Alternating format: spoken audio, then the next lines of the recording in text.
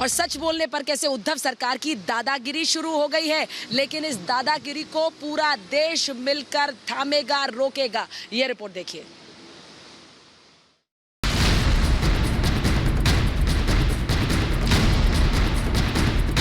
Hitler के शासन के बारे में आपने सुना होगा, जहां सिर्फ हिटलर और सिर्फ हिटलर की ही चलती थी। अगर कोई उसके खिलाफ कुछ भी बोलता तो उसको बर्बाद कर दिया जाता था। अब ऐसा ही कुछ मुंबई में हो रहा है, जहां अगर आप उद्धव सरकार के सामने सच बोलेंगे तो वो आपको बर्बाद करने में उतारू हो जाएंगे।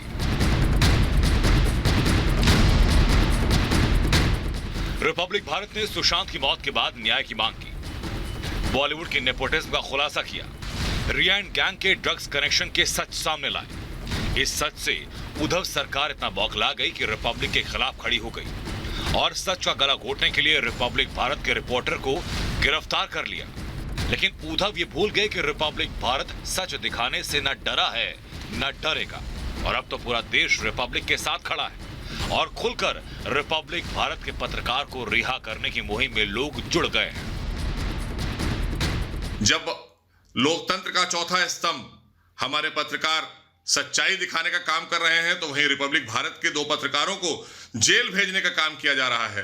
तो बिल्कुल भी संविधान और कानून की धज्जियां उड़ा रही है उद्धव ठाकरे की सरकार। देश का ऐसा कोई कोना नहीं जहां रिपब्लिक को समर्थन ना मिल रहा हो। जम्मू कश्मीर सरकार में मंत्री प्रिया सेठी ने भी उद्धव सरकार पर हमला बोलते हुए कहा कि पूरी दुनिया रिपब्लिक भारत के साथ है।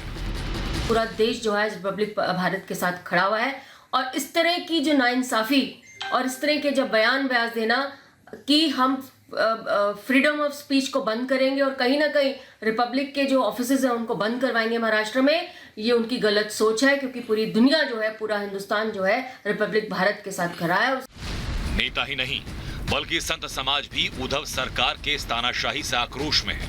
वो भी रिपब्लिक भारत के पत्रकार को रिहा करने की मुहिम से जुड़ गए हैं। रिपब्लिक भारत के पीछे जिस प्रकार शिवसेना और शिवसेना की सरकार, उद्धव सरकार पड़ी है, हमें लगता है कि उनको करेक्शन करना चाहिए। हमें लगता है उनको अपने में सुधार करना चाहिए। ये बहुत ही निंदनीय कार्य है। मीडिया की आवाज को दबाने का जो दुस्साहस है, ये बिल्कुल घोर निंदनीय है।